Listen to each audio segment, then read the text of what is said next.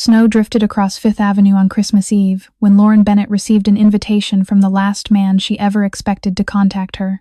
She sat alone in a freezing Brooklyn apartment, 7 months pregnant, wrapped in an old sweater while the radiator struggled to produce heat. Outside, the city glittered with holiday lights. Inside, Lauren counted every dollar and tried not to think about the life she had lost. Then her phone lit up. The email was from Grayson Hale, her billionaire ex-husband, the man who had abandoned her during the darkest moment of her life. Lauren read the message twice. "Join me tonight at the Hale Sphere Christmas Gala. It's time we moved forward with clarity. No apology. No explanation. Just another polished command from a man who believed money could control every conversation." Lauren almost deleted it. Grayson had destroyed their marriage after Celeste Monroe entered his life, whispering lies until Lauren was treated like an inconvenience inside her own home. He had humiliated her, divorced her, and walked away without knowing she was carrying his child. Now, after months of silence, he wanted her at his penthouse gala. Lauren knew the invitation was not about reconciliation. Grayson never acted without a hidden purpose. Still, she placed one hand over her belly as the baby moved gently beneath her palm. Somewhere inside that glittering penthouse was the truth about why Grayson had suddenly summoned her and why his attorneys had spent the past week trying to access her sealed medical records. Lauren accepted the invitation. She believed she was walking into another trap. She had no idea that before midnight, Grayson would see her pregnant belly, learn the child was his, and discover that the woman he discarded now held the evidence capable of destroying his entire empire. She certainly hadn't planned to walk into a room full of Manhattan elites while carrying a child whose father no one knew by choice. She should delete the email, block the address, pretend life was peaceful. But there were things. Grayson still held documents she desperately needed for the baby, papers he refused to release, claiming he was too busy or traveling. This might be her only chance. Her phone buzzed with a message from a former coworker. "He's showing off tonight, bringing the new girl. Don't let him get to you." Lauren closed her eyes. Her heart beat painfully against her ribs. She didn't want to go. She didn't want to face Grayson or the woman he left her for, but something in her pride, anger, survival whispered that she had to. She took a shaky breath, rested her hand on her belly, and whispered softly, "We won't let them break us again." Then she reached for her coat. Outside, a black SUV rolled to a stop beneath her window, as if someone already knew she'd need a ride. The morning light creeping through the blinds did nothing to warm Lauren Bennett's small Brooklyn apartment. The radiator clicked, groaned, and then fell silent again, as useless as the promises Grayson once made. She sat at the edge of her unmade bed, breathing slowly, rubbing her tired eyes. At 30, she had imagined a different life, maybe a house in the suburbs, a dog, a partner who cherished her. Instead, she had a stack of overdue bills on the kitchen counter, and prenatal vitamins sitting next to an empty coffee mug because she couldn't stomach anything more than toast. Her MacBook Air hummed quietly on the table as she reviewed design concepts for a tiny event studio that paid her half of what she used to earn. Before everything fell apart, she had been the creative mind behind major Manhattan events, corporate galas, museum benefits, fashion showcases. She had worked with lighting crews, florists, and decor teams. She had built worlds from nothing but imagination.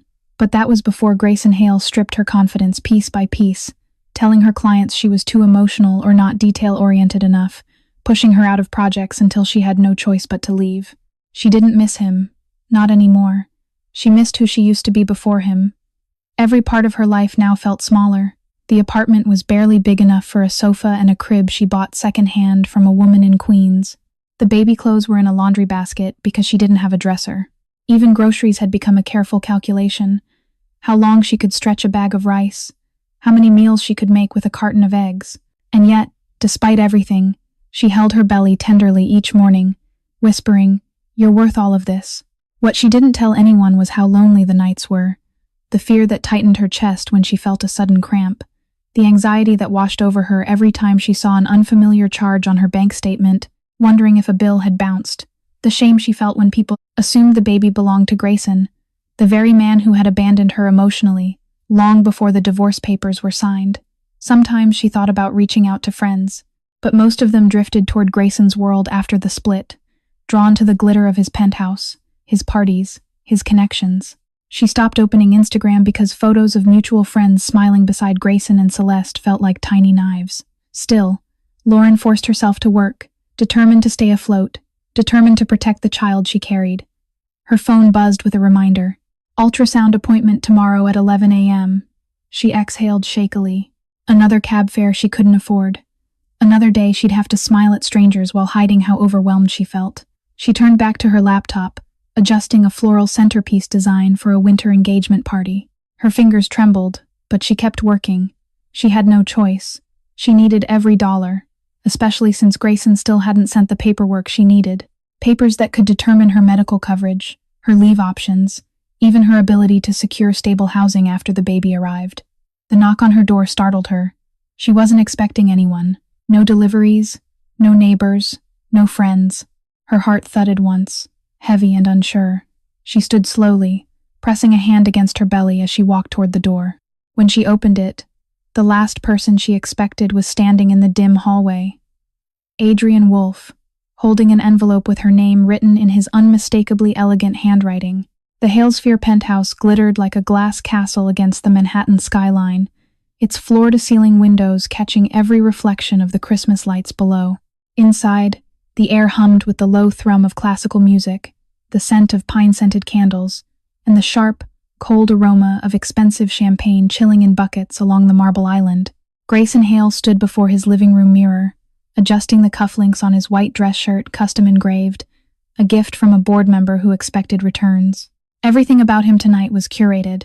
The sleek haircut, the tailored charcoal suit, the watch he wore only when he needed to remind people of his success. But beneath the polished exterior was a growing, restless irritation. "Are you sure this is a good idea?" Celeste Monroe asked as she walked in, her heels tapping like warnings across the marble floor. She wore a silver gown that glittered like crushed stars, and a confidence that seemed almost manufactured. "Inviting your ex-wife on Christmas Eve?" "Investors will be here. Press 2. Grayson smirked, smoothing the lapel of his jacket. "Exactly. It shows maturity, closure." He didn't notice the way Celeste's jaw tightened, but she noticed everything. She stepped closer, an edge creeping into her voice. "You don't need closure, Grayson. You need control. There's a difference." He didn't flinch. He never did. Control is what keeps a company alive. And Lauren walking in here, seeing the life I built without her, it ends all lingering stories. Investors want a clean narrative. Celeste tilted her head. "And you think she'll come just because you sent an email?" He shrugged, reaching for a glass of whiskey. "Lauren always shows up eventually. She hates loose ends." Celeste's smile was thin, almost invisible. "She also hates you, if you haven't noticed." Grayson ignored her jab. He wasn't used to anyone telling him something he didn't want to hear. In his world, truth was optional. Image was everything. And Lauren, quiet, stubborn, moral Lauren, was a loose thread he never fully snipped. Celeste moved toward the window, staring down at Fifth Avenue, where crowds bustled through the cold night, wrapped in scarves and hope. She pressed her finger against the glass, leaving a faint print. "You sure she won't make a scene?" "Pregnant women. Well, emotions run high." Grayson stiffened. "No one knows she's pregnant." Celeste gave a slow, knowing blink. "Are you absolutely sure?" He turned sharply. "What do you mean by that?" She faced him, lips curling at the corners. "People talk. Her old co-workers, her neighbors. New York gossip moves fast, and if she shows up tonight looking like the villain..." Grayson scoffed. "I'm not the villain." End quote. Celeste studied him, the faintest spark of irritation flickering in her eyes before she concealed it. "Of course not. Just be prepared." She walked toward the bar cart, pouring herself a drink. Her hands were steady, but her mind was busy. Very busy. There were things Grayson didn't know, things she'd made sure he never learned, things that would burn everything if they surfaced. "You should be careful," Celeste added softly. "Some truths don't stay buried forever." End 45. But Grayson barely heard her. His phone buzzed with a notification from an investor, confirming attendance. Everything was unfolding perfectly. He lifted his glass, satisfied, and then the elevator chimed. He frowned. No one was supposed to arrive this early. Celeste's expression flickered just long enough to reveal fear. Celeste Monroe had always known how to manipulate a room long before she ever learned how to manipulate a man. Growing up in a cramped Ohio apartment with a mother who adored attention and a father who was rarely sober, Celeste learned early that survival belonged to the person who controlled the narrative, and she controlled narratives better than anyone. She turned high school drama into scholarships. She turned college gossip into networking opportunities. She turned her first PR internship into a job in Manhattan. And then she turned Grayson Hale into her golden ticket. But Lauren Bennett, gentle, stubborn, painfully authentic, was the one thing Celeste couldn't bend or shape. Lauren had no interest in performance. She had no desire for attention, and that made her dangerous.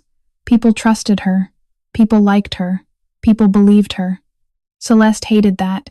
So, when she learned Grayson planned to invite Lauren to the Christmas Eve gala, she already saw the cracks forming.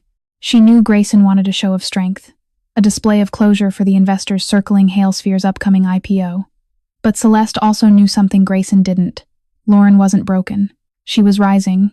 A rising woman was the most dangerous kind, and Celeste wasn't about to let her take even one step closer. She moved across the penthouse now, her silver gown glimmering under the chandeliers as she crossed to the small office at the end of the hallway. She shut the door quietly behind her, locking it for good measure.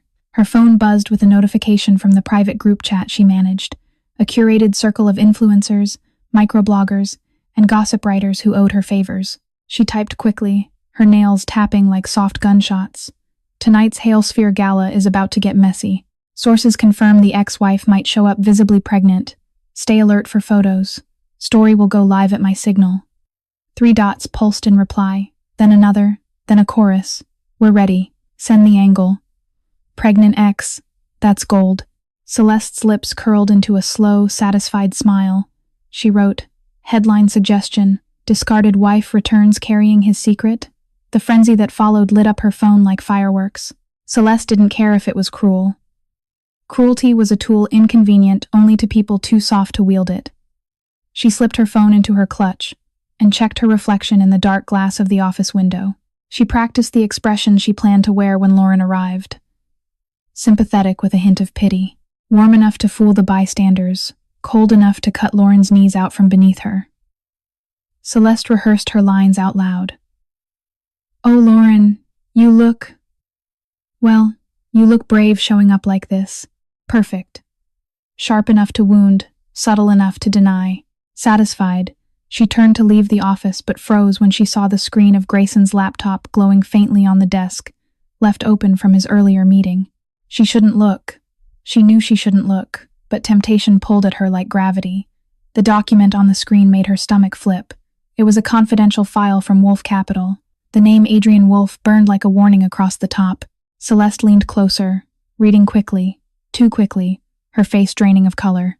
There were numbers, projections, and acquisition timeline. Adrian wasn't just attending the gala, he was planning something big. Her breath caught. If Adrian was involved, then Lauren wasn't just a threat. She was leverage, a dangerous, critical piece of a game Celeste didn't even know she was playing. The office door rattled suddenly. Celeste straightened, heart pounding. Someone was outside, and the voice that called her name sent a chill so sharp it felt like winter slicing through her gown. For a moment, Lauren could only stare at him as if her mind needed a full minute to accept what her eyes already knew. Adrian Wolf, impossibly composed, impeccably dressed, radiating that quiet authority she remembered, stood in the dim hallway, snow still clinging to the shoulders of his charcoal coat. He looked almost out of place in her old building with its chipped paint and buzzing overhead lights. Adrian belonged in steel and glass offices high above Manhattan, not outside the door of a struggling woman who had once designed bouquets for his charity events. Lauren, he said softly, not with pity, not with surprise, but with something far more grounding recognition. You look tired. It wasn't an insult. It was concern shaped into words. She swallowed, instinctively smoothing her hair, suddenly aware of the loose t-shirt stretched awkwardly over her belly. Adrian, what are you doing here? He lifted the envelope slightly. You left your name off a form when you submitted that design contract last month. They mailed this to my office instead. I thought it was personal, so I brought it myself. Lauren flushed. A simple mailing mistake. Yet she felt exposed, vulnerable. Everything in her life lately was held together with flimsy threads. One wrong breath and it all unraveled. You shouldn't have come out here in this weather, she murmured. I didn't mind, he said, his gaze drifting briefly to her belly with a subtle wince of worry. You shouldn't be alone so late. Something inside her tightened. He didn't mean anything romantic. Adrian never crossed lines, but kindness, after months of isolation, was almost unbearable. She stepped back. Come in for a minute, just to warm up. He hesitated, as if stepping into her small, imperfect world felt like crossing a boundary. Then he nodded and followed her inside. His tall frame filled the cramped apartment in a way that emphasized how small it truly was. Adrian glanced around, eyes lingering on the worn couch, the baby bassinet, the stack of bills on the counter. He didn't comment. He wasn't that kind of man. Instead, he walked to the window, watching cars push through slush on the street below. "Did you get the email?" he asked quietly. Lauren froze. From who? Grayson. Her pulse hammered. Of course, Adrian would know. Men like him moved in circles where every whisper reached the right ears. "I got it," she said. "I don't want to go." "You shouldn't," Adrian replied. "Not after how he treated you. Not with what you're dealing with now." She let out a shaky breath. "He still has paperwork I need. Insurance transfer forms, medical clarifications, things I can't get without his signature. He won't respond to my requests. Maybe if I show up, he'll finally hand them over." Adrian turned to her, expression darkening. "He's leveraging your pregnancy to keep control. That's not just manipulative, it's dangerous." Her eyes burned, but she refused to cry. She'd spent enough nights crying alone. "He won't get to control me forever," she whispered. Adrian stepped closer, lowering his voice. "If you must go, don't go alone." She lifted her chin. "I can handle myself." "Maybe," he said, "but handling yourself shouldn't mean walking into a lion's den without backup." She opened her mouth to reply, but a sudden sharp kick from the baby made her gasp and grab the table for balance. Adrian rushed forward, reaching for her arm. "Lauren, are you okay?" She nodded, breathing through it. Just a strong one. But Adrian wasn't looking at her stomach. He was staring at her phone buzzing on the counter. A notification flashed across the screen. A gossip headline with her name leaked only minutes ago. The wind hit Lauren the moment she stepped out of her building. A sharp December gust that sliced through her coat and raised goosebumps across her skin. Brooklyn was quieter tonight. Snow softened the streets, muffling car horns and footsteps. Christmas lights blinked across fire escapes, warm and cheerful in a way her heart no longer remembered. She pulled her scarf tighter, one hand instinctively supporting the weight of her belly. Adrian had insisted on walking her downstairs, hovering a few steps behind as if afraid she'd collapse again. He didn't push her to stay home. He didn't question her decision. He simply walked beside her, silent and steady. That alone made her throat tighten. "You still have time to change your mind," he said softly. "I can't," she whispered. "Not until he gives me those papers." Adrian's jaw tensed, but he said nothing more. A black SUV waited at the curb, the same one she'd seen earlier beneath her window. She'd assumed it belonged to a neighbor. Now she wasn't so sure. The driver stepped out immediately, opening the back door. "Miss Bennett?" Lauren blinked. "Do I know you?" "No, ma'am. I was instructed to take you to the Halesphere penthouse. Mr. Hale said you might need a ride." Her stomach twisted. Of course, Grayson sent a car. He always liked to control the way she arrived, the way she looked, the way people perceived her. Even after divorce, he moved pieces as if she were still part of his board. Adrian stepped in front of her. She didn't confirm she would attend. "You don't get to just show up and order her around." The driver raised his hands. "Sir, I'm just following instructions." Lauren touched Adrian's arm lightly. "It's okay. I'll go." His eyes flashed with reluctance. "Then I'm following behind you. You don't need to." "I'm not asking permission," he said, his voice low and firm. "Not tonight." Her breath hitched. She nodded. Once she was inside the SUV, Lauren leaned her head back and closed her eyes. The leather smelled faintly of cedar. The heating vents whispered warm air across her face. She should have felt grateful for the comfort, but her chest ached. Her phone buzzed again. Another notification. Another headline. "Ex-wife arrives at Christmas Gala pregnant. Is it the CEO's baby?" She turned her face toward the window, blinking fast. She shouldn't let it get to her. But it did. All of it. The lies, the judgment, the way strangers scavenged her pain like scraps. Snowflakes blurred against the glass as the SUV moved across the bridge. Manhattan rose ahead, glittering, cold, ruthless.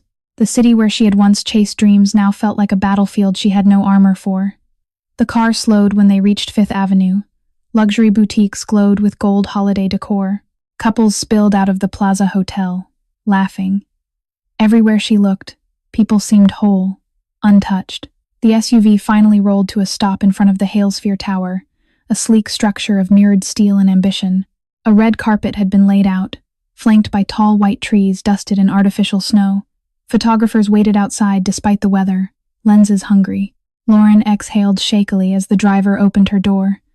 She stepped out slowly, boots crunching against the frost.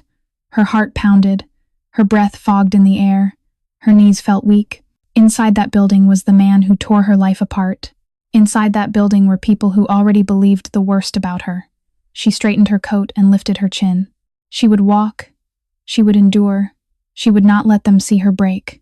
The elevator doors slid open with a soft chime, and standing inside, waiting for her, was the last face she ever expected to see before the night even began. The elevator doors slid open, and for a heartbeat Lauren forgot how to breathe. Standing inside, impeccably dressed in a navy velvet blazer, was Oliver Drake Grayson's former COO, now one of the most influential voices in Halesphere's upcoming IPO. Oliver had always been polite to her during the marriage, even kind in moments when Grayson's temper ran cold. But tonight, his expression held a different sharpness, like he was assessing her the way he assessed market risk. "Lauren," he said, surprise flickering into something unreadable, "I didn't think you would actually come." Her hand tightened around the strap of her purse. "Neither did I." He stepped aside to let her in, his gaze flicking briefly to her belly. Not judgmental, just startled. "I wasn't informed you were expecting." Of course he wasn't. Grayson controlled information like currency, and the people around him were only given what helped the narrative he wanted to sell. Lauren lifted her chin. "There's a lot Grayson doesn't tell people. Thanks for watching." Oliver's brows twitched almost imperceptibly, but he said nothing. The elevator began its smooth rise toward the penthouse, the familiar hum vibrating through her spine. She remembered riding the same elevator hundreds of times, arms full of floral samples, color palettes, decor sketches, trying to prove she belonged in Grayson's world of high stakes and sharper egos. Oliver cleared his throat. "Just prepare yourself. Press is already circling downstairs." She exhaled slowly. That was intentional. He nodded once, quietly confirming what she suspected. The leak had begun. As the elevator climbed, her pulse throbbed in her ears. She could almost hear echoes of past conversations, Grayson's sharp critiques, Celeste's fake compliments, the board members' dismissive nods when she tried to contribute ideas during dinners. She used to shrink in this tower. Not tonight. When the doors opened, the sound of music and conversation washed over them like a glittering wave. The penthouse was even more extravagant than she remembered. Towering garlands wrapped around marble columns, chandeliers dripping crystal white light, servers weaving through guests with trays of champagne. The decor was stunning, painfully so.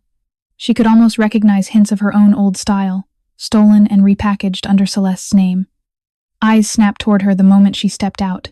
Whispers followed immediately. "Is that Lauren? She's pregnant? Oh my God, do you think? It has to be his." Her cheeks burned, but she kept her posture straight. She refused to fold.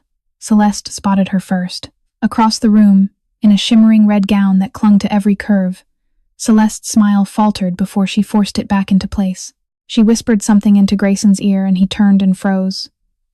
Grayson Hale, the man who had built an empire on confidence and charisma, looked like someone had yanked the ground out from under him. His jaw tightened. His hand fell from Celeste's waist. Lauren felt her own heartbeat hammer against her ribs.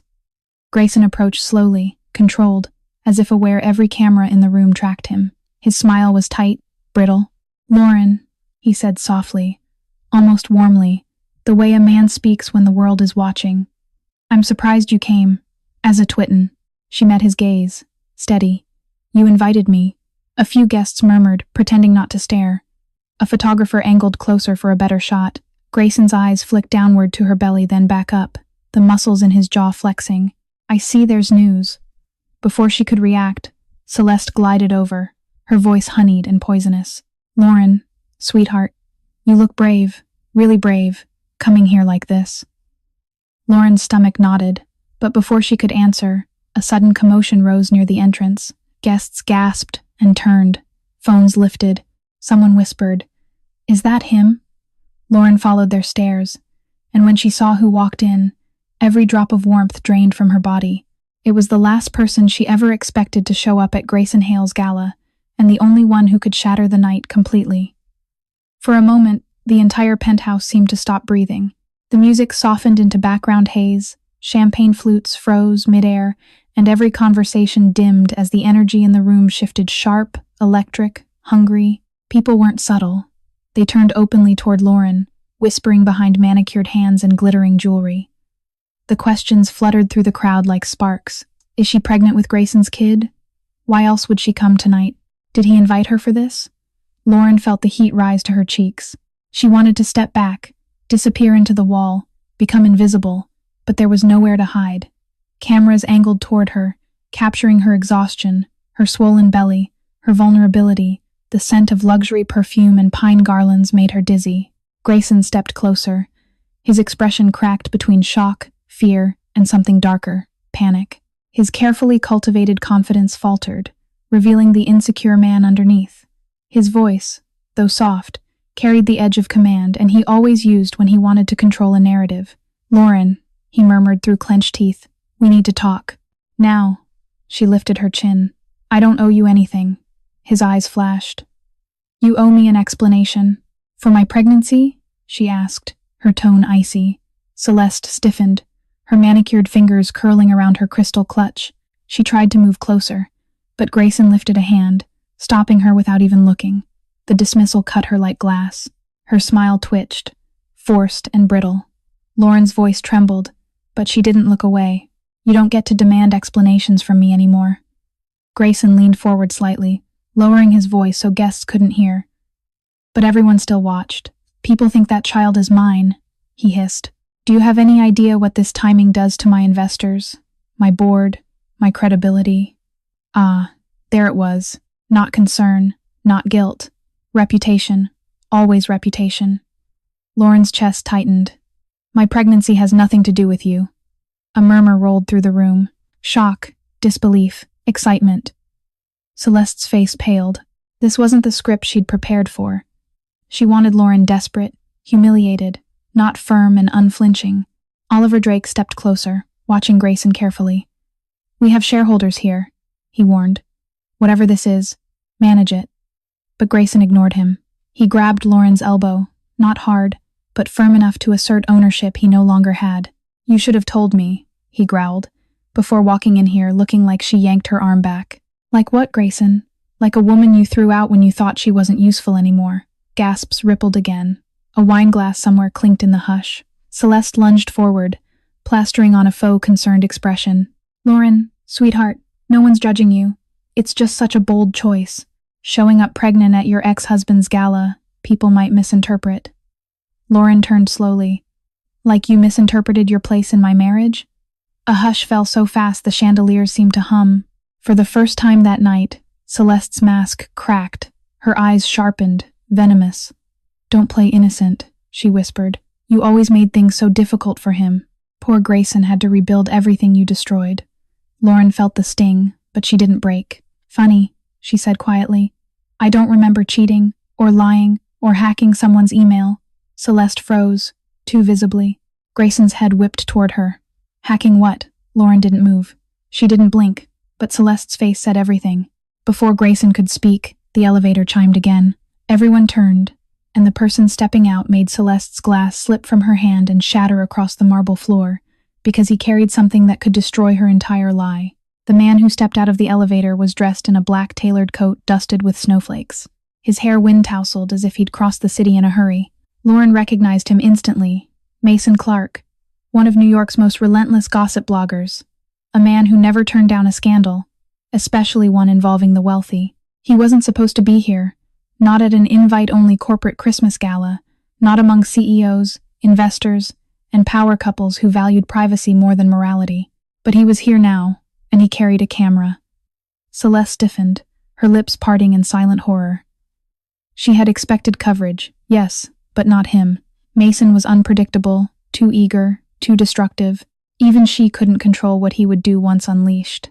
He lifted his camera and snapped a photo before anyone could stop him. Flash.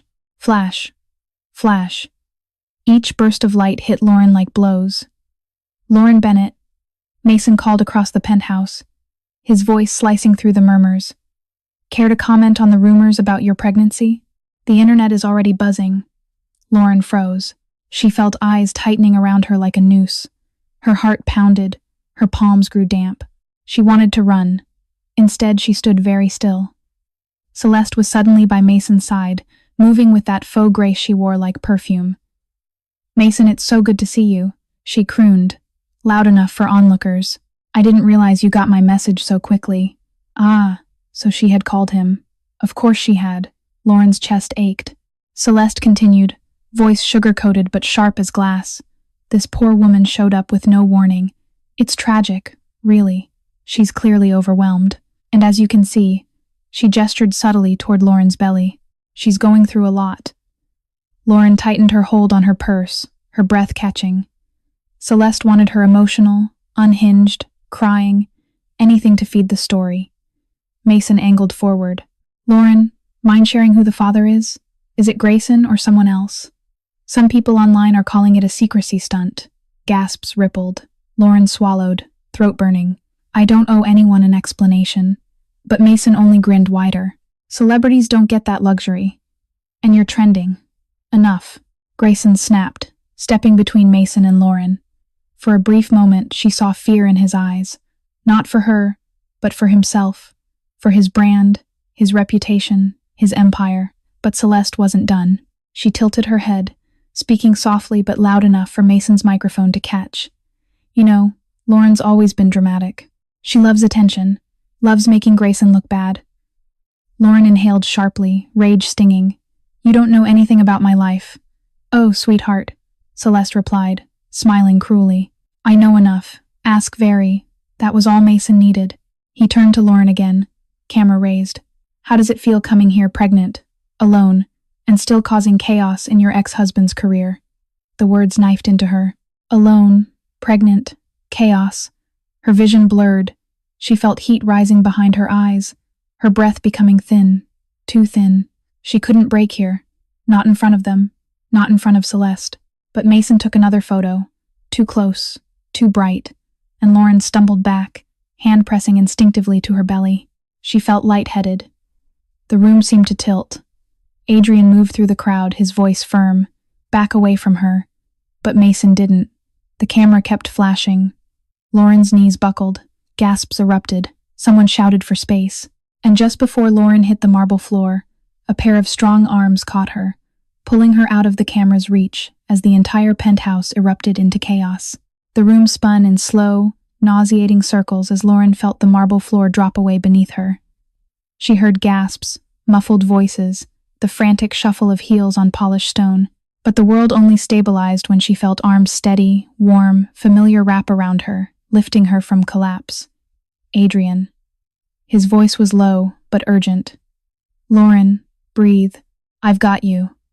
He guided her toward a quieter corner, away from the flashing cameras and the hungry crowd that smelled of champagne and scandal. Her pulse throbbed painfully in her ears, every heartbeat sending a shockwave of dizziness through her chest. She tried to inhale, but her breath trembled. I'm okay, she whispered, though she wasn't sure if the words made sense. No, you're not, Adrian said firmly. You need a doctor, if you want to die. Before she could respond, Grayson stormed toward them, his face twisted with panic, not worry for her, but terror for what the sight of her collapse meant for him, for his company, for his image. What the hell was that? Grayson hissed. Do you have any idea what you just caused? Adrian straightened, stepping between them. Back off, Grayson. But Grayson ignored him, eyes locked on Lauren like she was a wildfire threatening to burn his world. Are you trying to sabotage me? You show up pregnant, emotional, and now you're fainting in front of the press. Do you want headlines saying, I'm the father? Are you doing this on purpose? The words stabbed through her like cold knives.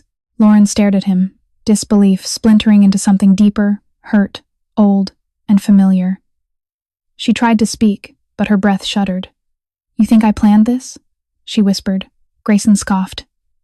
You always did love theatrics. Ass and dulcis. Adrian's jaw tightened so sharply it looked painful. She nearly passed out. She didn't stage anything, but Grayson wasn't listening. He leaned closer, lowering his voice but not his cruelty. No one will ever believe that child isn't mine. Not after tonight. You're dragging me into your mess. My mess? Lauren echoed, her voice cracking. You left me with nothing. You refused to sign the paperwork I needed. I didn't sign because I don't trust you, Grayson snapped. Not after the rumors. Not after the emails. Lauren stiffened. The emails, the ones Celeste fabricated, the lies Grayson swallowed whole. You're blaming me for something she did, Lauren whispered. Celeste, standing behind Grayson, flinched. But Grayson didn't turn. He didn't even consider the possibility. He never did. Stop making excuses, he spat. You always twist things to make yourself the victim. Enough. Adrian's voice cracked through the air like thunder. The entire room fell silent. Adrian stepped forward, shoulders squared, eyes burning. If you talk to her like that again, you'll regret it. Is that a threat? Grayson growled. It's a promise. The tension snapped so tight the air seemed to howl with it. Guests shifted uneasily. Phones rose again, recording, watching, waiting. Grayson realized too late he'd let his temper spill publicly. He masked it with a stiff PR smile. Let's talk somewhere private, Lauren. If he doesn't. No, she said softly. I'm not going anywhere with you. Her voice was quiet, but unbreakable. The first flicker of humiliation crossed Grayson's face. Celeste stepped in quickly, desperate to redirect attention.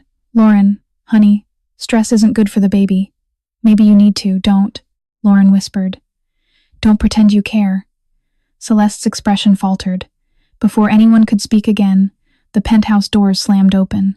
Security rushed inside, followed by a man in a crisp navy suit carrying a folder and wearing an expression that told everyone something monumental had happened downstairs. He scanned the room. His eyes landed on Lauren and he said 6 words that made the entire gala erupt into frantic whispers. Miss Bennett, you need to come with us now. The room seemed to tilt as Lauren stared at the man in the navy suit. His expression was grave, urgent, so out of place in a room drowning in champagne, glitter, and whispered scandal. Security lingered behind him, their posture stiff with purpose. Every eye in the penthouse shifted toward her. Miss Bennett, he repeated, firmer this time. We need you to come with us immediately. Grayson stepped forward, scoffing. What is this? Some ridiculous stunt? But the man didn't even acknowledge him. His gaze remained on Lauren as if she were the only person in the room who mattered. Lauren swallowed, her voice shaky. Why? What's happening? We'll explain downstairs, the man said. It's important. Fear tightened in her chest. Her hand instinctively moved to her belly. Adrian noticed immediately. He stepped to her side, placing himself between her and the rest of the crowd like an instinctive shield. You're not taking her anywhere until you tell us why, Adrian said quietly, but the quiet made it more dangerous. The man hesitated, glancing around at the crowd. This is sensitive information. Celeste's eyes gleamed with sick curiosity. What could possibly be so important about her? Lauren flinched. The man exhaled sharply and lowered his voice. The story circulating online has escalated. Someone anonymously submitted documents suggesting Miss Bennett's pregnancy is tied to a corporate cover-up. A collective gasp rippled. Lauren felt the blood drain from her face. A what? Adrian cursed under his breath. This is getting out of hand. Grayson turned pale, not out of concern, but out of fear. This is insane. What documents? But Lauren saw something flicker in the man's expression. Hesitation, regret, almost sympathy. It's better we speak away from the cameras, he said. Cameras? She turned slowly. Dozens of phones were raised. People pretended to check messages, but lenses were pointed at her, recording her, judging her, devouring her. Her knees weakened again. Adrian moved instantly, his hand gently gripping her arm to steady her. His voice dropped, soft, protective. Lauren, you don't have to go anywhere alone. I'm with you. Those 4 words felt like warmth in a world suddenly frozen. But Grayson shoved forward, fueled by panic. She's not going anywhere with them. This is my event, my building. My Adrian cut him off sharply. She's not your anything. Gasps again. Silence. Electricity. Adrian turned to the man in the suit. If she goes downstairs, I go with her. The man nodded. Fine. But we need to move now. Celeste stepped forward, bitterness slicing through her voice. You're all overreacting. Lauren loves the spotlight. She probably Adrian spun, eyes blazing. If you speak one more word about her, I'll make sure everyone here knows exactly what you've done." Celeste's lips snapped shut. Fear shimmered behind her masquerade eyes. The man motioned for them to follow. Lauren's breaths came unevenly. Her legs felt heavy. The humiliation, the fear, the pressure of eyes digging into her, it all pressed down like crushing weight. Adrian leaned close. "I've got you. Just focus on breathing." They started walking. Guests parted like a sea, some out of respect, some out of morbid fascination. Whispered theories swirled around her like poison. Corporate cover-up? Is it Grayson's? Maybe she was paid off. Maybe she's a problem they need to contain. Her heart ached, her throat tightening with each cruel assumption. When they reached the elevator, a security guard held the doors open. Adrian guided Lauren inside first, his hand still steady on her back. Grayson pushed forward to follow, but the guard blocked him with one firm arm.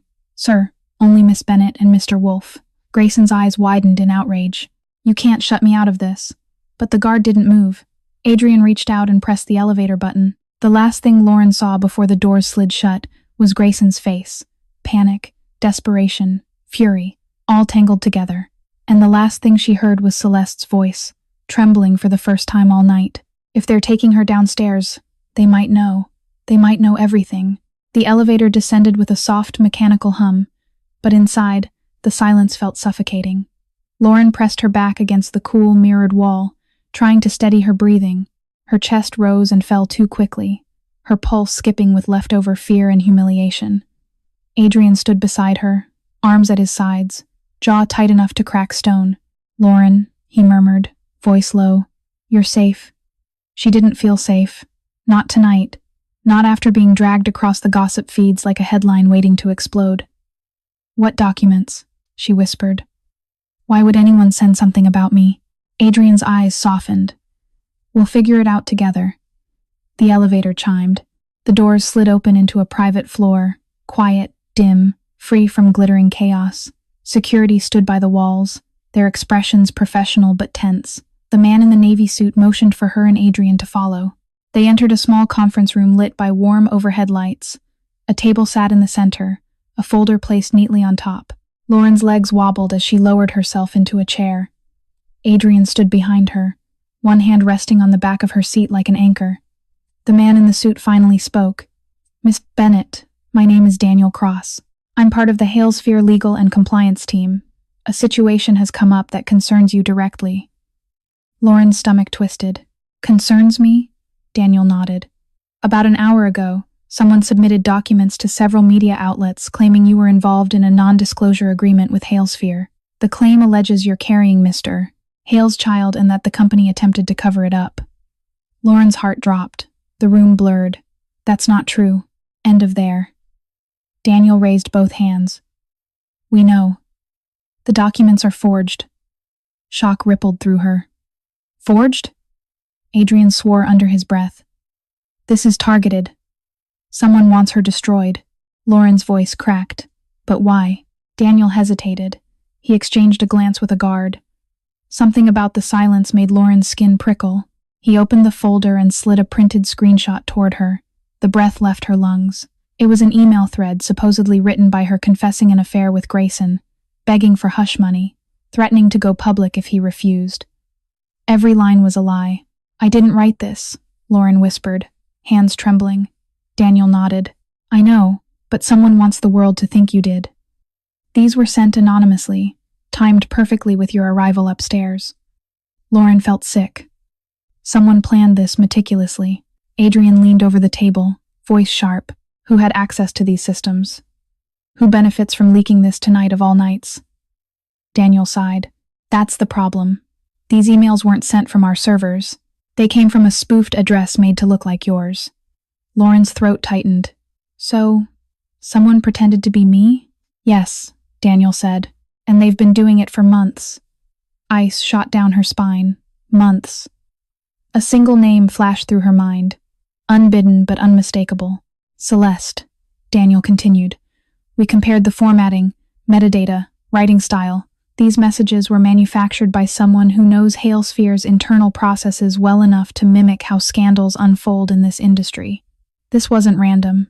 Adrian's voice turned deadly. "Do you know who did it?" Daniel paused again. This time, Too long. He finally said, carefully. Let's just say the timing and style line up with a previous internal case involving a PR staff member. Lauren's heart hammered. PR. Celeste. Her fingers curled against the table. Daniel closed the folder quietly. We need your permission to open a formal investigation. The evidence is pointing somewhere specific, but we can't say anything without protocol. Lauren swallowed. And what happens if I say yes? Daniel looked her straight in the eyes. Then the truth comes out no matter who it destroys. Before she could respond, a frantic knock rattled the door. A guard burst inside. His face was pale. Sir, something's happening upstairs. The press just got a new leak. Daniel stiffened. What leak? The guard swallowed hard. A video of Miss Bennett and Mr. Hale, and it's about to go viral. The shock hit Lauren like a physical blow. A video? She whispered, her voice barely audible. What video? The guard looked pale. It shows you and Mr. Hale in a heated argument. The clip makes it look like you were demanding hush money and threatening to expose him. Take strands. Lauren felt her lungs tighten, as if someone had tied rope around her chest. I've never done that. Not once. Adrian slammed his hand against the table. Of course she didn't. He turned sharply to Daniel. Who leaked it? Daniel's face was stone. We don't know yet, but the timing is too precise. Someone prepared this in advance. Prepared? Planned. Executed. This wasn't random. This wasn't accidental. This was war. Lauren's voice trembled. I want to see the video. End quote. Daniel hesitated. It's upsetting. I need to see it. She insisted. Steadier this time. I won't fight ghosts. He nodded reluctantly and tapped his tablet. A paused video filled the screen. Lauren in a hallway lit with soft sconces facing Grayson. Her expression looked desperate, terrified. Not because she was demanding anything, but because Grayson had backed her into a corner during one of their final fights. That night had been the beginning of the end for her. Daniel pressed play. In the real memory, she had begged him to stop lying. Begged him to stop letting Celeste poison their marriage. Begged him not to shut her out. But the audio here was wrong. Completely wrong. Lauren watched in horror as a distorted version of her own voice emerged from the speakers. If you don't pay me what you owe, I'll tell the board everything. She gasped. That's not me. I never said that. Daniel paused the clip. This is fake audio layered over real footage. Deepfake manipulation. And whoever did it had access to expensive software. Adrian's jaw clenched. Who benefits from framing her like this? Who gains if Lauren is discredited? Lauren felt cold settle into her bones. Celeste. Daniel and Adrian exchanged a look grim, heavy. Daniel carefully opened the folder again and laid out a new document. We pulled metadata from the forged emails. The patterns match a previous internal incident. An employee who falsified information during a PR crisis. Lauren stared at him. Celeste. Daniel finally nodded. The evidence points to her. Yes. She hacked multiple accounts 6 months ago, but the case was buried quietly by Mr. Hale. Lauren swayed. Grayson covered it up. He knew Celeste was capable of manipulation. He knew she fabricated information. He protected her anyway. Adrian's voice dropped to a deadly whisper. He let this happen to Lauren. Daniel's expression tightened. We couldn't prove she sent the leaks yet, but the digital fingerprints line up. Someone with PR access, knowledge of the system, and a motive. A motive. Celeste had 1,000. Lauren's breath trembled. Why? Why go this far? Daniel's eyes softened with pity. Because you're a threat. A pregnant ex-wife walking into a room full of investors on the eve of an IPO. Celeste stands to lose everything. Status, access, her relationship with Hale if you're perceived as sympathetic. Adrian stepped closer to Lauren, his presence grounding her. This isn't your fault. This is the result of two people terrified of losing control. Before Lauren could speak, the conference room door burst open again, this time harder, louder. A second guard rushed in, breathless. Sir, you need to come see this. The video just hit every major feed. And someone upstairs just confronted Miss Monroe. Daniel stiffened. Confronted her? Who? The guard swallowed. Mr. Hale. And it's turning into a scene. The moment Lauren, Adrian, and Daniel stepped out of the private floor and back toward the elevators, the sound met them first. A muffled uproar rising like storm waves crashing against glass. Voices overlapping. Shouts. Something breaking. Then another sharp crack, the unmistakable sound of a glass hitting the floor. Security stiffened. Daniel quickened his pace. That's coming from the main hall. Lauren's pulse pounded. Is Grayson hurting her? Adrian placed a steadying hand at her back. No, Celeste is too good at playing victim. He's the one who's unraveling. The elevator doors opened to chaos. The penthouse, once polished, glittering, immaculate, was a tornado of tension. Guests had circled near the grand staircase, their designer gowns and tuxedos glowing beneath the chandelier. Phones were raised everywhere, capturing every frame, eager to witness the implosion of Halesphere's power couple. At the center stood Grayson Hale, jaw clenched, eyes blazing, trembling with barely contained rage. Celeste stood across from him, the red gown shimmering around her like a warning flare. Mascara streaked down her cheeks, not from tears but from fury. Fake, theatrical fury. A smashed champagne flute lay at her feet. You told me you handled it, Grayson roared. You said the emails were gone. Celeste's voice shot back, sharp as a blade. I deleted everything I could, but I can't control every video, every leak, every blogger. You caused this. He fired back. You did this to her. Her eyes flared. To her or to you? Murmurs swirled through the crowd. Grayson ran a shaking hand through his hair. You forged the emails. You planted stories. And now the board thinks I'm involved in a cover-up because of you. Celeste's composure cracked. I did it for us. There is no us, he snapped. A ripple of shock rolled through the room. Lauren felt her breath catch, not out of sympathy, but out of disbelief at how fast Grayson unraveled when the spotlight no longer protected him. Celeste stepped closer, voice lowering into venom. You coward. You used me. You let me clean up your messes, lie for you, manipulate for you, and now you're going to pin this on me? Grayson barked a humorless laugh. You enjoyed every minute of it. Don't pretend you didn't.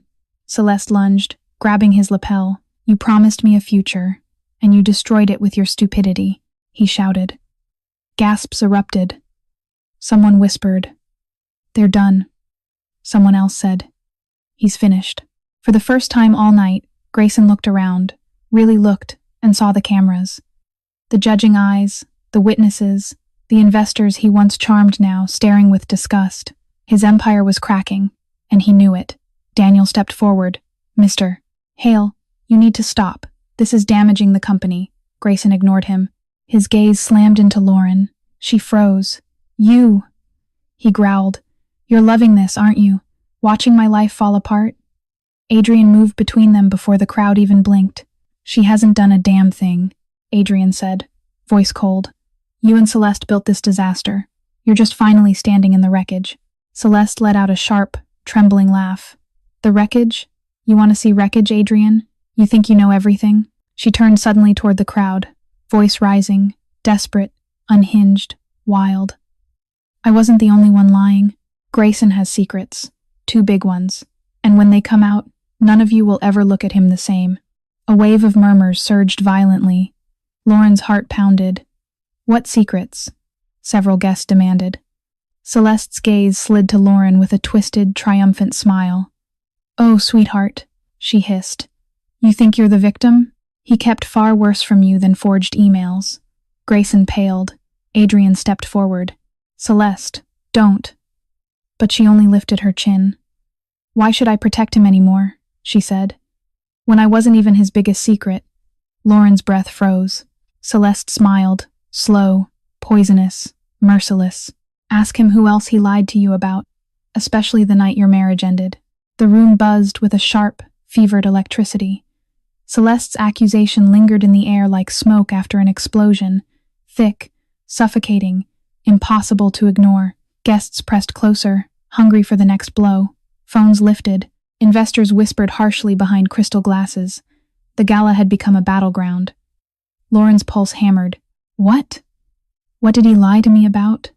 Grayson's face drained of color. Celeste, don't.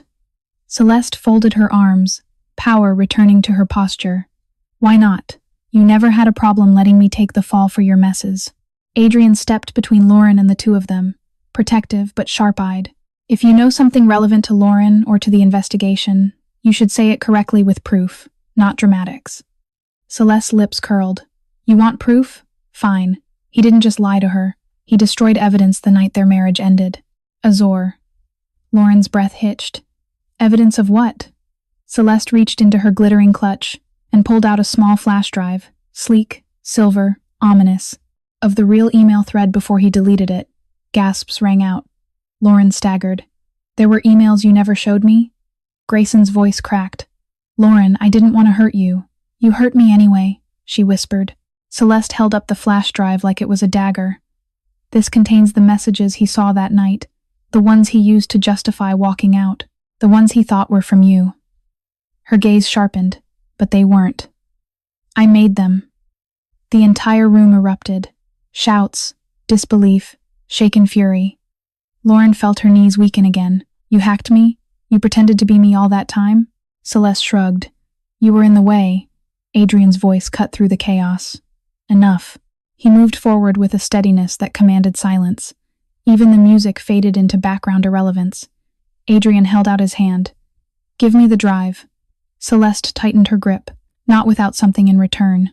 You're in no position to negotiate, Adrian said, calm as ice. But Celeste wasn't looking at him now. Her eyes slid to Grayson.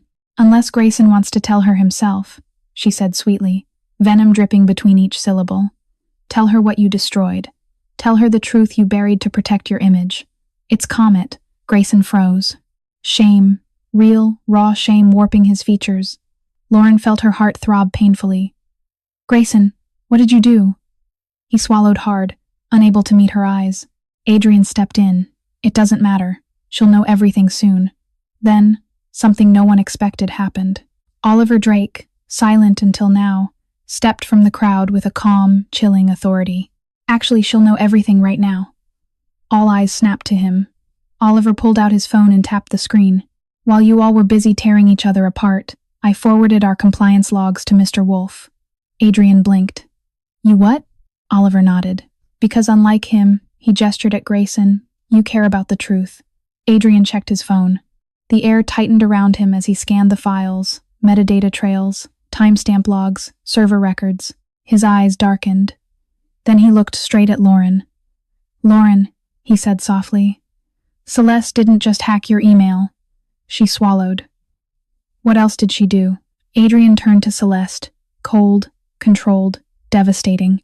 You didn't fake those messages alone. Someone helped you. Celeste's face went white. Adrian's voice sharpened.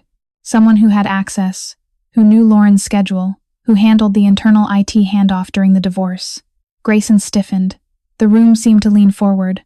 Lauren's heart pounded. Adrian's jaw tightened. It was someone in this room. A hush fell. Then he said it.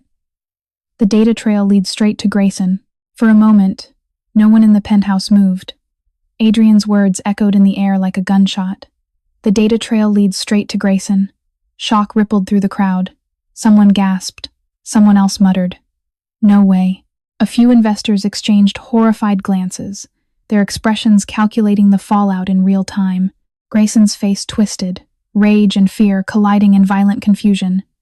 That's insane. I would never. You did. Adrian cut in, calm but cutting. The server logs don't lie. Lauren felt the blood drain from her face. She blinked hard, trying to steady her breath, but the room tilted slightly. She pressed one hand against the banquet table. Grayson, tell me it's not true. He opened his mouth, panic flickering across his eyes. Lauren, listen to me. But Celeste stepped forward, her laughter sharp, broken, and vicious.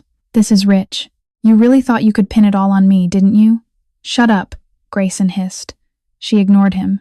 You told me to help you. You begged me to create something that made Lauren look unfaithful. You said she wouldn't sign the divorce papers fast enough. You said she was costing you time. Lauren staggered. He what? Celeste smirked, enjoying every second of the spectacle. He needed a clean break, an excuse to leave without public backlash. So we came up with one. If you came to the visit, Grayson lunged forward, grabbing her wrist. You weren't supposed to say that out loud. But why not? She snarled, yanking her hand back. You threw me under the bus the moment things got messy. You're not worth protecting. People murmured in shock. Celeste's voice rose. He told me to forge the emails.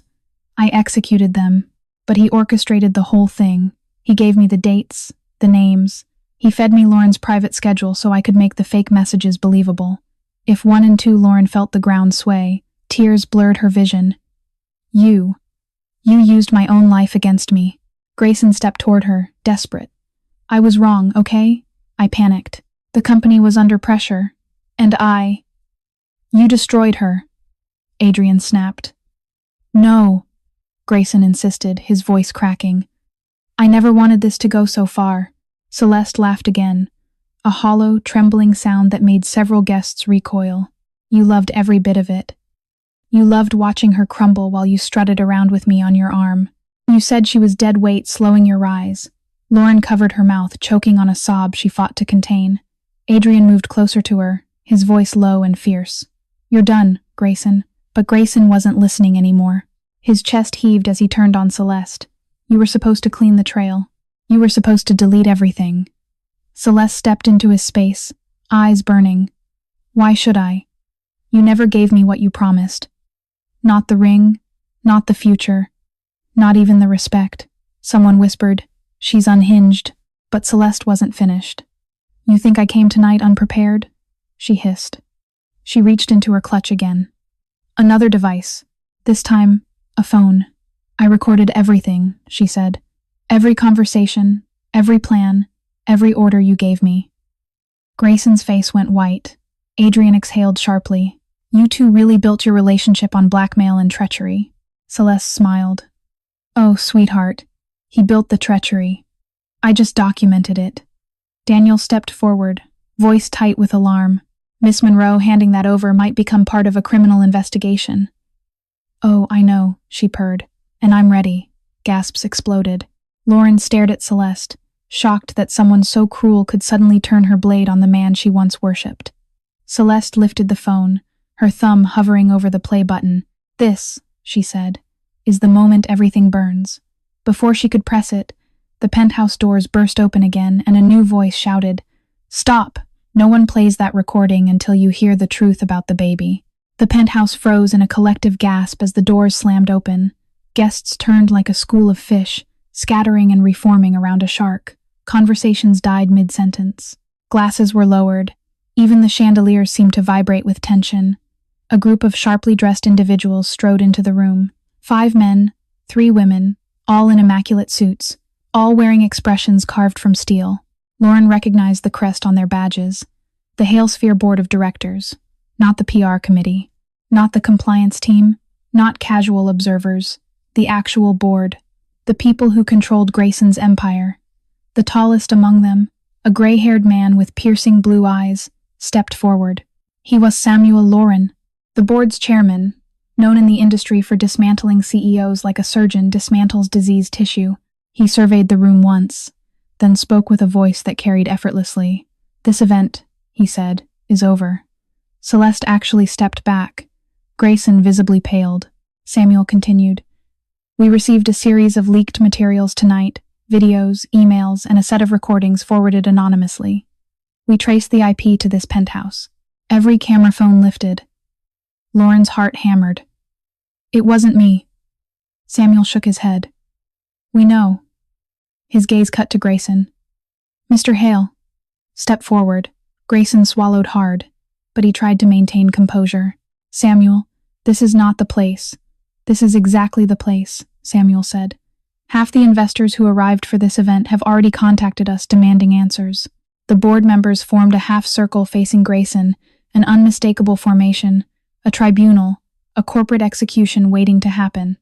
Celeste clutched her phone, her lip trembling. We will address each allegation, Samuel said.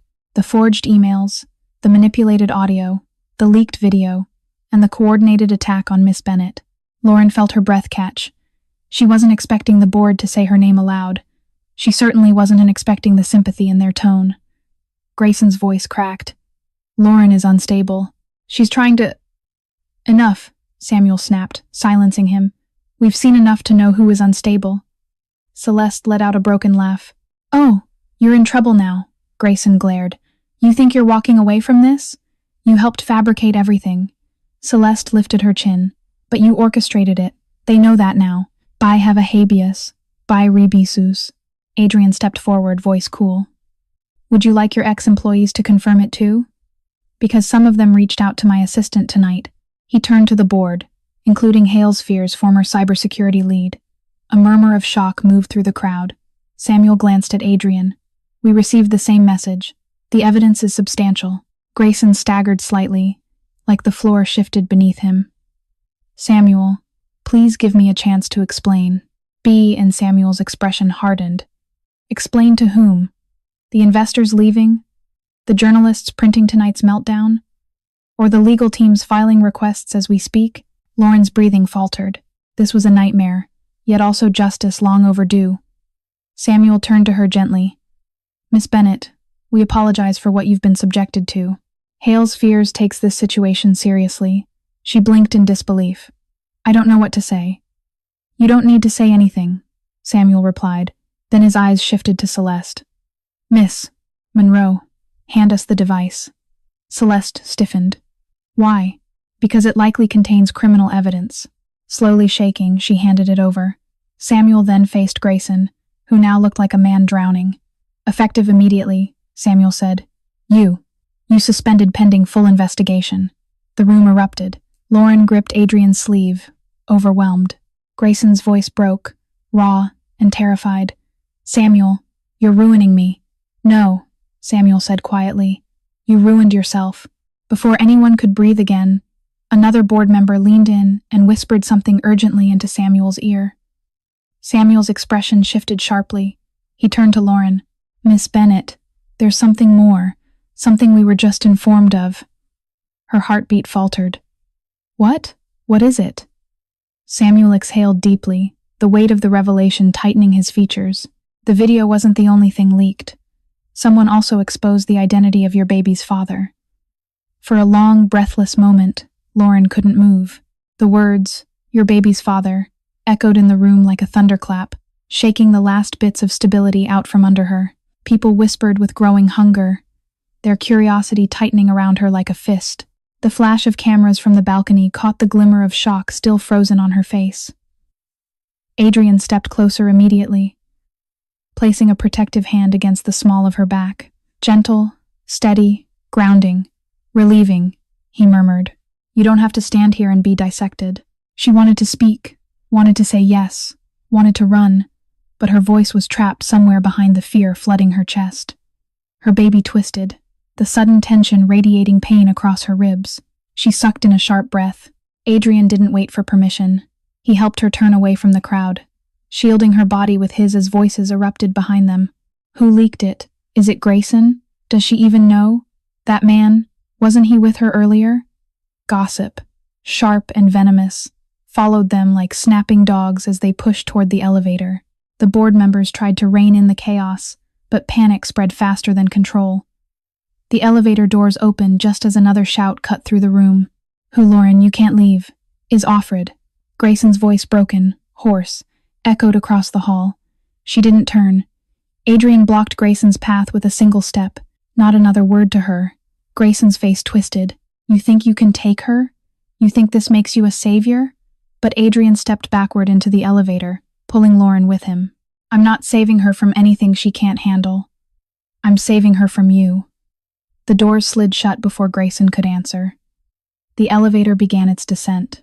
Lauren exhaled a breath she hadn't realized she'd been holding. Her hands trembled violently and she pressed them over her belly. Adrian placed his palm gently over hers. Easy, he whispered. You're safe now. Tears filled her eyes, hot, frustrated, exhausted. I didn't want tonight to happen like this. I just wanted my paperwork. I just wanted to be left alone. I know, Adrian murmured.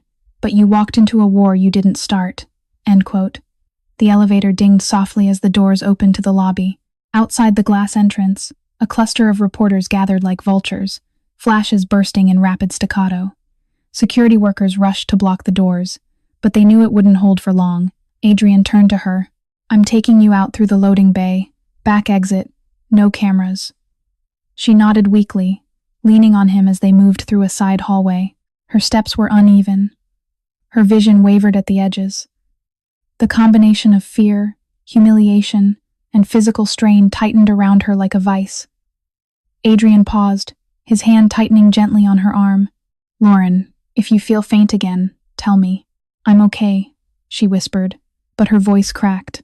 They pushed through a service door and emerged into the alley behind the tower. Snow drifted under the glow of dim security lights, soft and silver like falling ash. The cold slapped her cheeks, a sharp contrast to the suffocating heat of the penthouse. Adrian shrugged off his coat and draped it over her shoulders. The warmth of it, the quiet kindness, shattered something inside her. You shouldn't have to carry all of this alone, he said quietly. She closed her eyes. I never wanted anyone else involved.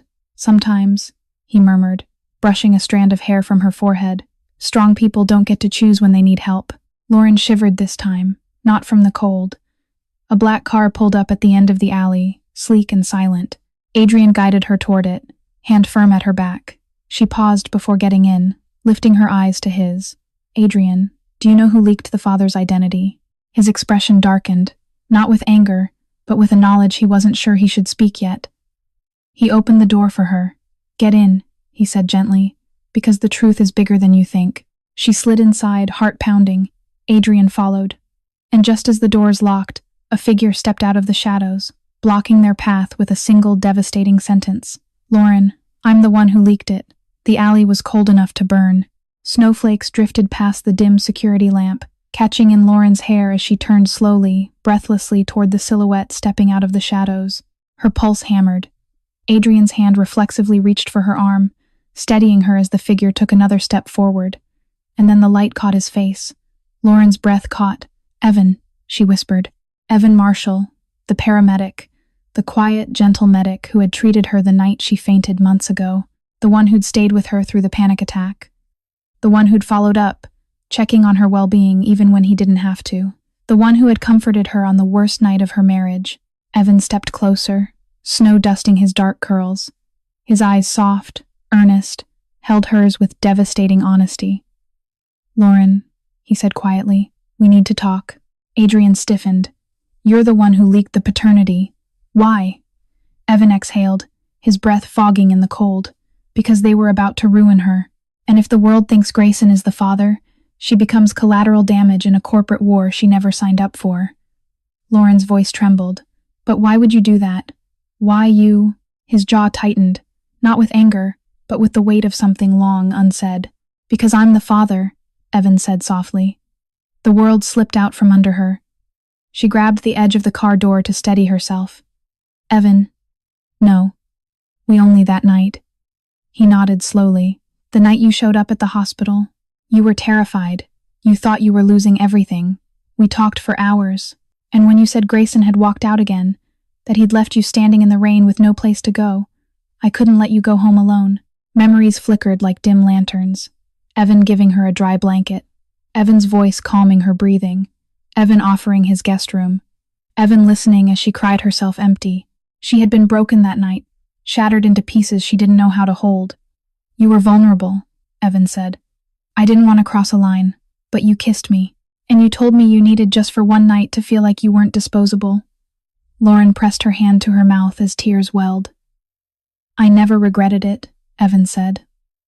Not for a second, but I stepped back when you found out you were pregnant. You were overwhelmed. You needed space. So I watched from a distance until tonight, when the world turned on you. Adrian inhaled slowly, the truth settling over him. You leaked it to protect her. Evan nodded. If the truth didn't surface now, Grayson would weaponize every rumor to bury her. I couldn't let that happen. Lauren sobbed softly. Evan, this is too much. Everything's spinning. He stepped closer but didn't touch her. I only want what's best for you and the baby. That's all I've ever wanted.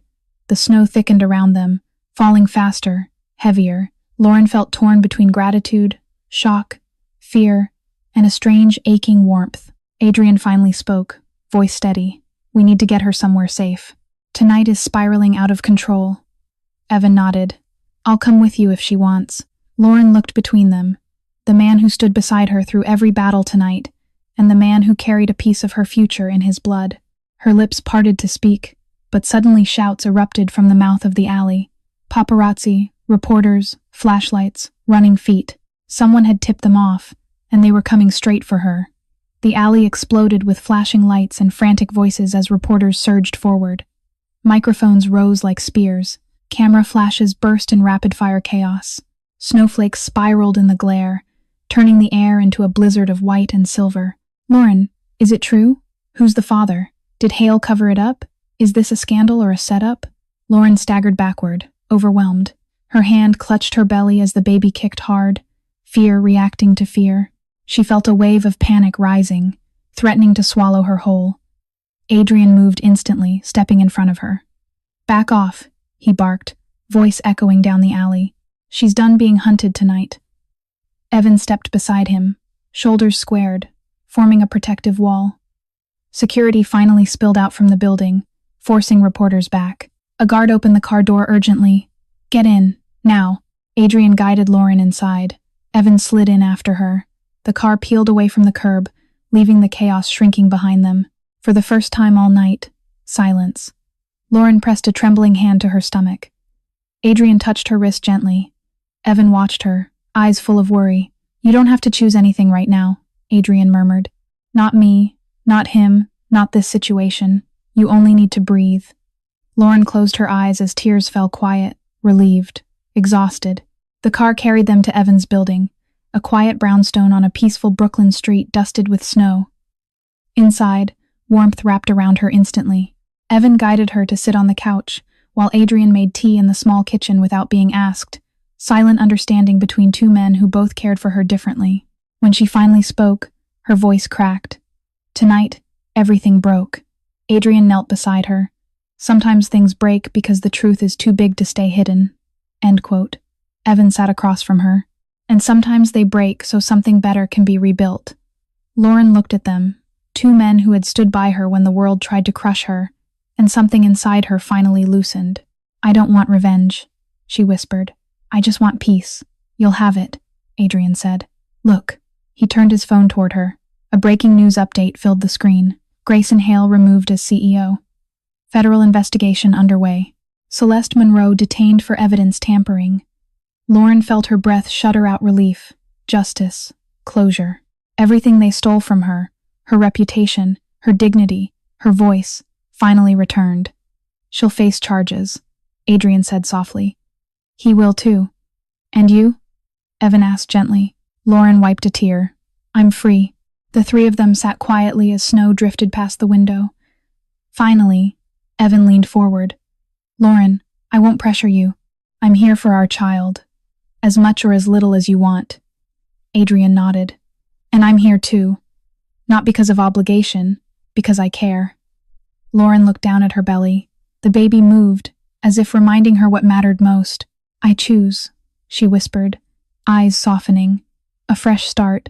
For me, for my child, and for the people who truly care about us." Evan exhaled, relieved. Adrian smiled, gentle, unforced. Adrian stood. "Then tonight, let's just protect that peace." Later, Evan drove her home. He helped her out of the car, snow falling around them like gentle confetti. He didn't ask for anything. He didn't reach for her. He simply kissed her forehead softly. "You're stronger than you know," he whispered. Lauren smiled. Small, real. "Thank you for everything." As Evan walked back to the car, Lauren turned toward her building. In the reflection of the glass door, she saw herself tired, yes, but standing. Standing tall, a mother, a survivor. A woman finally free. She placed one hand on her belly and whispered, "We're okay now." Snow drifted around her as she stepped inside, closing the door on the past, on the lies, on the cruelty. The night was silent, the future hers at last, and the story ended exactly where it needed to, with truth, justice, and a woman finally reclaiming her life. So, that's where our story finally comes to a close. Lauren's story did not end with betrayal, poverty, or the night she entered Grayson's Christmas gala carrying his child. It began when she stopped allowing other people to decide her worth. She could not control the lies Celeste spread, the marriage Grayson destroyed, or the months she spent struggling alone. But she could choose what happened next. Lauren chose truth over silence, dignity over fear, and a future where neither she nor her child would ever again depend on someone who treated love like control. What was meant to break her became the reason she discovered her own strength. Marcus Aurelius wrote, "You have power over your mind, not outside events." Lauren could not rewrite the past, but she refused to let it write the rest of her life.